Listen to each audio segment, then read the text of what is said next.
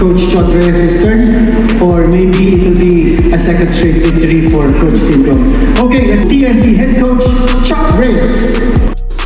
At naganap na nga mga kabistak ang press conference ng dalawang team ng Tocantins Giga at syempre mga kapar, no, ang ating paboritong team, ang Barangay Ginebra. At talagang napag-usapan na nila par ang kanilang mga ginagawa at mga preparation. Talagang handang-handa na po ang dalawang koponan par.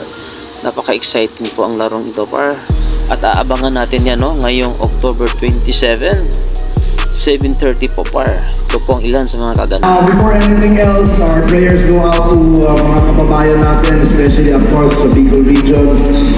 At mga kabistak, no, nasa dugong Pinoy na po talaga, no, ang likas na matutulungin, lalo na po, no, sa sinabi po ni Chot Reyes na talagang ang kanilang first game par talagang inaano nila, no, sa mga nasalanta po ng bagyo, no, lalo na po sa mga Bicol region. Talagang ingat lang po kayo dyan mga kababayan. Talagang nasa puso po ng Pinoy ang likas na matulungin par, no. Kaya po proud na proud po ang lahat ng Pilipino, no, sa ating mga coaches as mga players, no, lalo na sa kanilang game 1 ngayong linggo na po par, no. Talagang buong puso nilang iaalay par ang kanilang game 1, no, lalo na sa mga kababayan nating nasalanta, no, sa Bicol region at sa ibang lugar po sa Pilipinas. Kaya good luck po sa ating lahat. Ingat po tayo mga kababayan natin, no.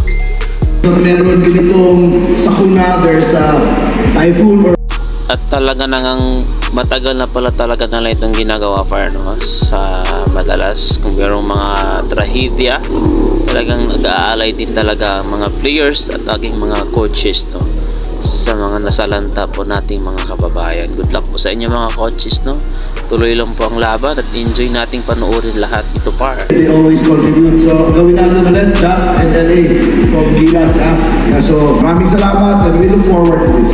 We're just obviously really happy to be here right now at the press conference, and I think our players are ready, and I'm sure that Tocantins is ready.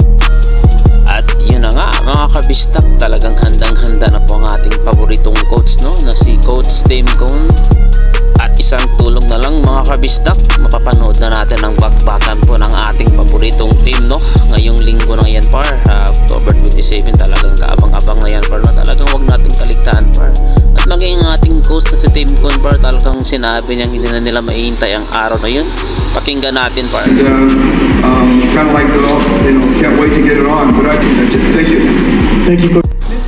At maging mga team captain ng both koponan par, no, talagang alam nating excited na din sila par, no. At panay pasalamat sila, no, kasi nga pareho silang nakaabot, no, sa finals ulit, no. At ito po talaga ang kanilang face of number 7 par, no. Kung yung naalala, talagang 3-3 ang kanilang standing par. Kaya abang-abang ito par, no. Sana, no, manalo ulit ang ating Team Ginebra par. Sobrang blessed lang ako, and I'm excited, I'm excited. I'm sure mag-enjoy lahat ng mga fans. Maraming salamat. Sobrang blessed ako na balik ulit dito sa finals, and 100% na din ako. At mga kabisdak, no, talagang nagkabiruan pa talaga ang dalawang import par, no, habang tinatanong unang-una po si RHT, no. Lalo na napatawa na lang po ang ating idol na si Justin Brownlee par, no, kasi nga at mapagbiro din kasi minsan tong import po ng Tocantins par, no, na si Jefferson, no. At maging siya par, no, talagang napansin po niya ang kabaitan at pagiging humble po na ating idol na si Justin Brownlee.